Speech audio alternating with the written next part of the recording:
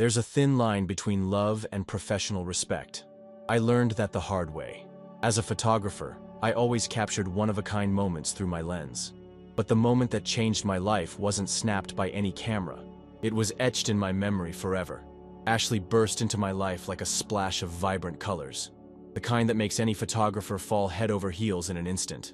Our relationship started like one of those stories everyone admires. Romantic dinners, spur-of-the-moment trips, and shared dreams. Back then, she worked at a small company, and I was just beginning to build my portfolio as an independent photographer. No one could have predicted that professional success would completely transform someone I thought I knew so well. This is the story of how I lost my fiancée, but found my true worth. Subscribe to the channel and hit like for more stories like this. We met during an art exhibit where I was showing some of my photographs. Ashley came over, interested in one particular photo, a shot of the sunset at Central Park. She remarked on the nuances of light and shadow in a way that really surprised me, since hardly anyone tended to notice those technical details.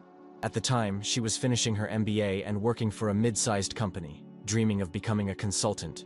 We spent hours talking about our goals. I shared my passion for capturing unforgettable moments, and she told me about her plans for corporate growth. It was a perfect balance. I helped her see beauty in the little things, and she pushed me to be more structured in my business. Our relationship just grew naturally. Soon enough, we were living together in a small yet cozy apartment in Manhattan.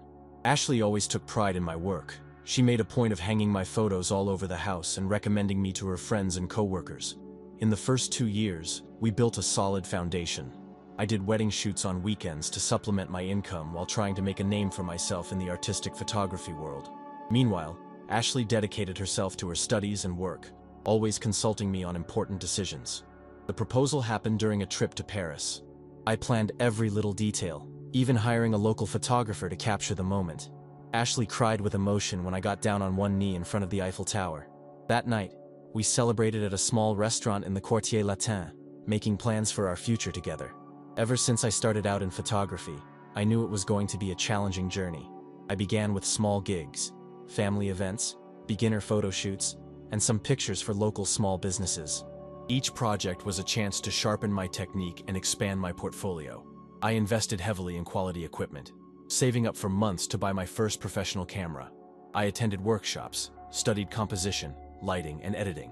Ashley always said she admired my dedication, especially when I'd stay up late editing photos to deliver the best results to my clients. Slowly, my name started spreading in the scene. One job led to another, and soon I was shooting major corporate events and art exhibits. I developed my own style, focusing on capturing the essence of moments rather than just recording them. My specialty became finding beauty in unusual angles and everyday situations.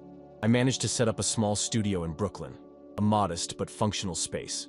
It was my creative sanctuary, where I'd spend hours developing new concepts and techniques. Ashley used to pop in during the late afternoons, bringing coffee and sharing ideas. Back then, she genuinely cared about my creative process. My first solo exhibition was a major milestone. I showcased a series on the urban life of New York, portraying the untold stories of the city's streets. The event attracted respected critics and a few art collectors. That night, Ashley was beaming as she proudly introduced me as my fiancé's boyfriend, the artist. Professional recognition started coming in steadily. Photography magazines published my work, and art galleries began reaching out to me. I negotiated partnerships with advertising agencies, balancing commercial projects with personal artistic work. My schedule kept getting busier, with sessions booked months in advance. Important clients started requesting exclusivity, and my prices began to reflect the quality of my work. It was a time of solid growth, built on dedication and professionalism. The change began subtly when Ashley got promoted to senior manager at one of New York's biggest consulting firms. Suddenly, her social circle changed.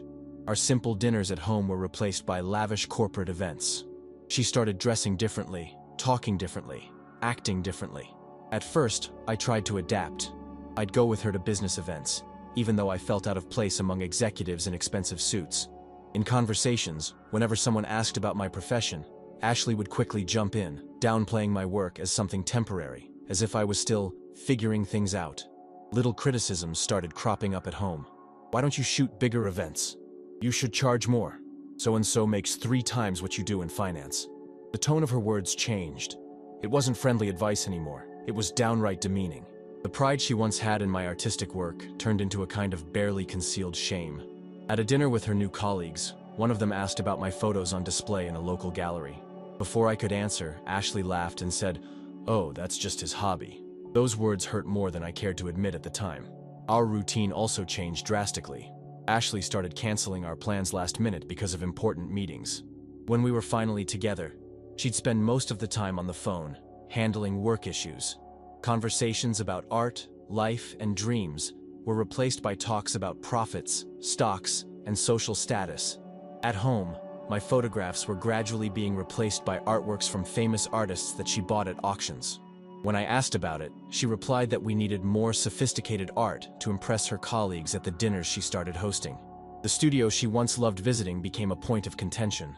"Why do you have to work in that neighborhood?" she'd ask, hinting that I should rent a more presentable space in Manhattan, even if it meant paying triple the rent.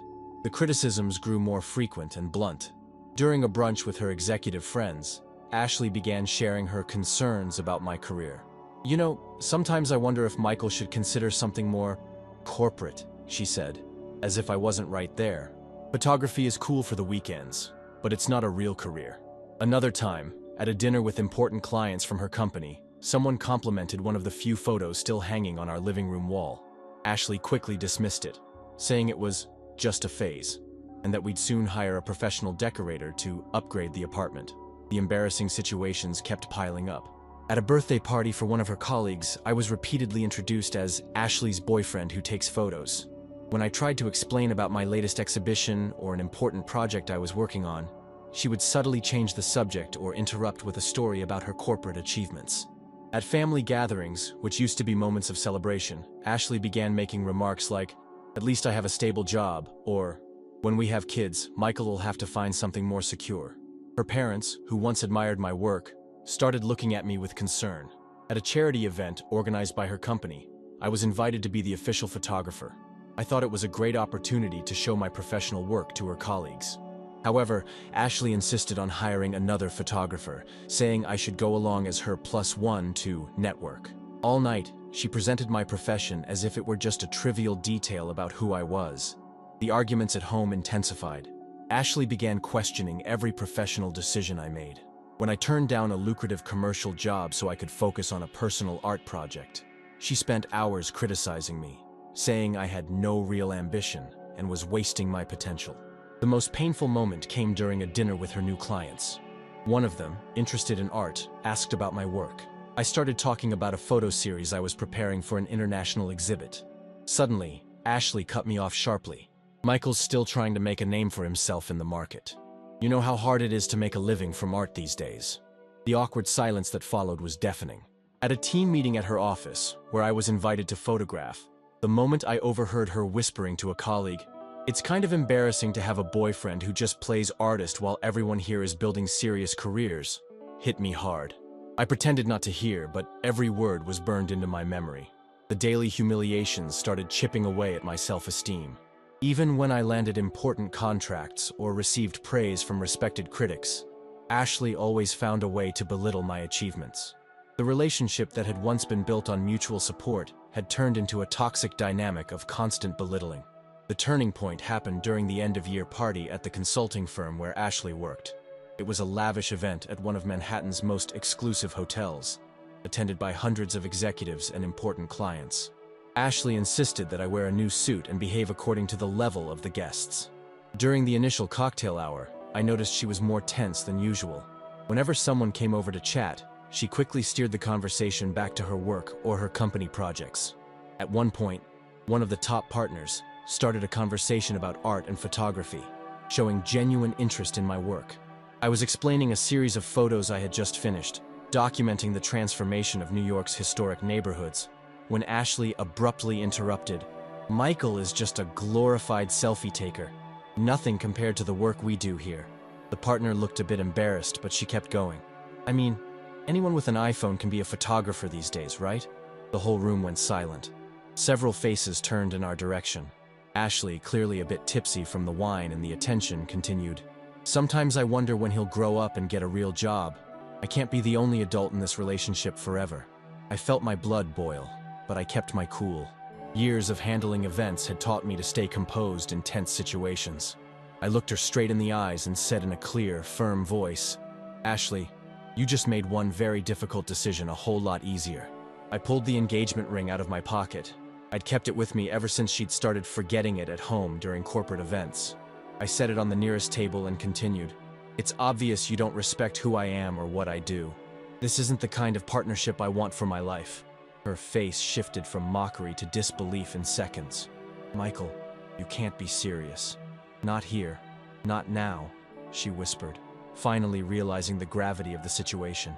"On the contrary," I replied, "this is exactly the time and place.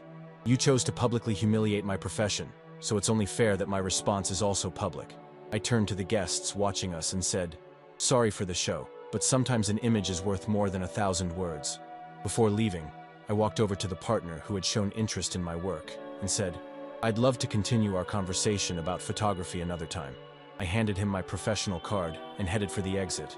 As I made my way across the room, I heard Ashley shout my name, her voice a mix of anger and panic. I didn't look back. I grabbed my coat from the check-in and stepped out into the cold New York night.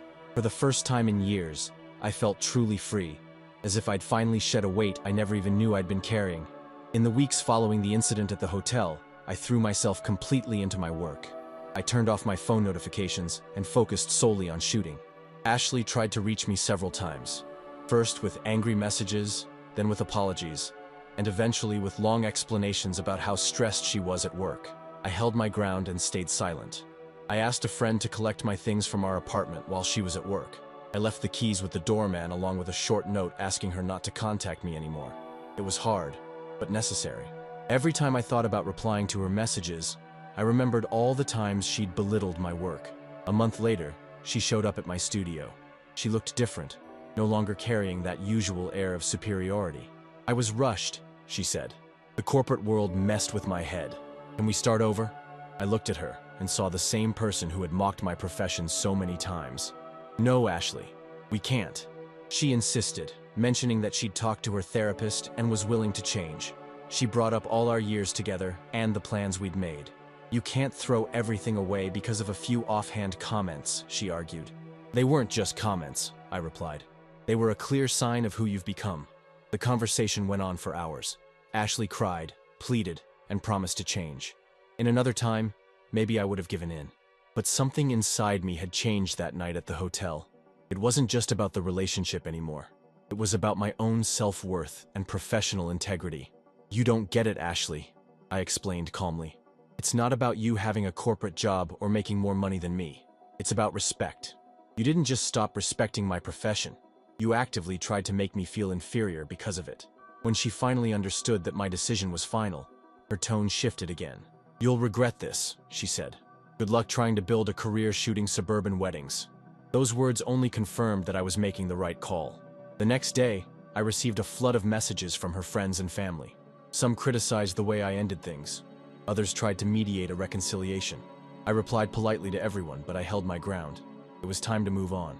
A week later, I heard through mutual friends that she was spreading around in the corporate world that I had commitment issues, and that she'd broken up with me because I lacked ambition.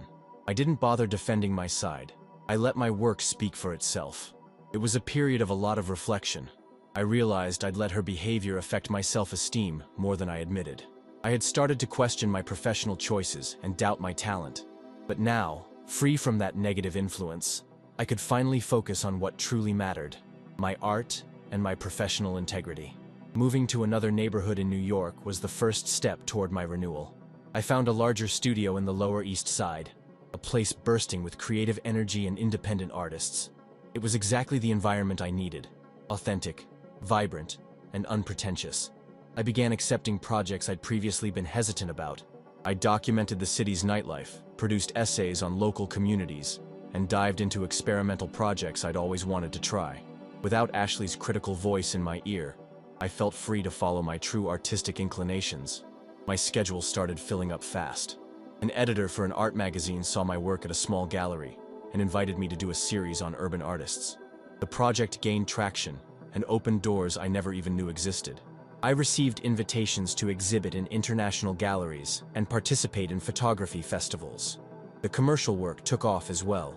Big brands began reaching out to me, drawn by my unique style of capturing moments. Ironically, some of them were clients of the firm where Ashley worked. I kept my professionalism and delivered some of the best work of my career. I developed a photo series about urban transformations that caught the attention of art critics. The images not only captured the physical changes in the city, but also told the human stories behind them. The project resonated with people from all walks of life and put me on the radar of important curators. My professional Instagram grew organically, attracting followers who were genuinely interested in artistic photography. I started receiving messages from young photographers asking for advice and mentorship.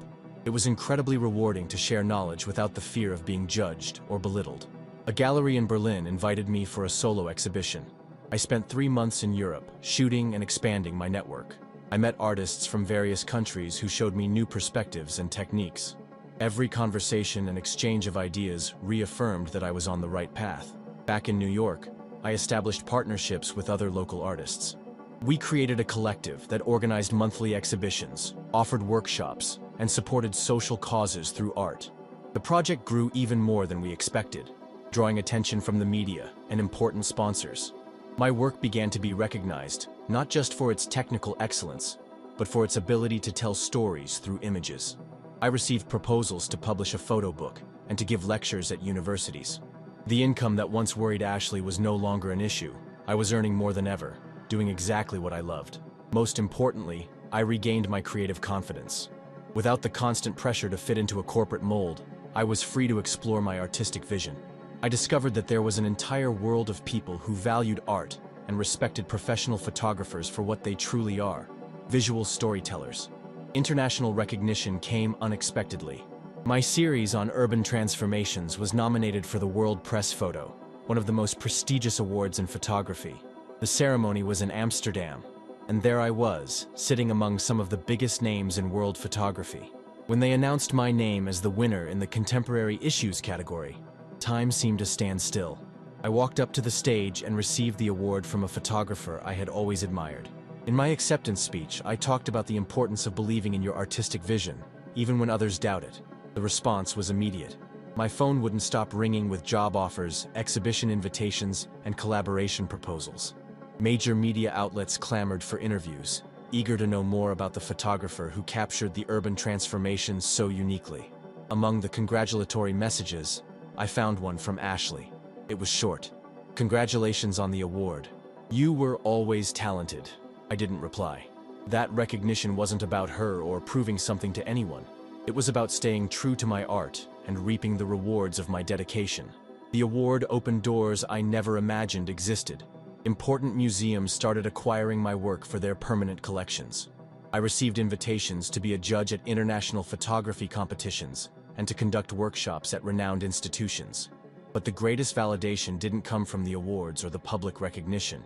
It came from the feeling of fulfillment when I saw how my work impacted people, told important stories, and inspired other artists to follow their own paths. Photography wasn't just my profession. It was my way of contributing to the world. When all was said and done, I realized that I'd achieved something bigger than just professional success. I'd proven to myself that following my passion with integrity was the only way to go.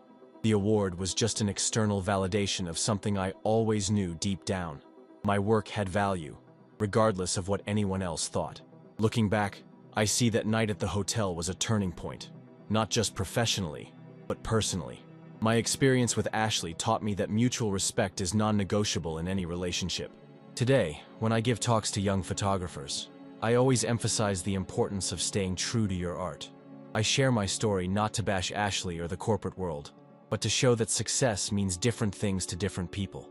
The money and status that used to worry Ashley came naturally once I stopped trying to fit into other people's expectations. I discovered that there's a huge market for professionals who are authentic and passionate about what they do, regardless of the field. Sometimes I run into Ashley at events. New York can be surprisingly small. We exchange polite greetings and go our separate ways. She's still entrenched in the corporate world, and I sincerely hope she's happy with her choices, just as I am with mine. The most valuable lesson I learned is that our true strength comes from embracing who we really are. We don't need to downplay our art or passion to succeed. The secret is finding people who share our values and respect our journey. For anyone going through similar situations, remember, your work has value. Your art matters. And most importantly, you deserve to be with someone who celebrates your achievements instead of trying to belittle them. Subscribe to the channel and hit like for more stories like this.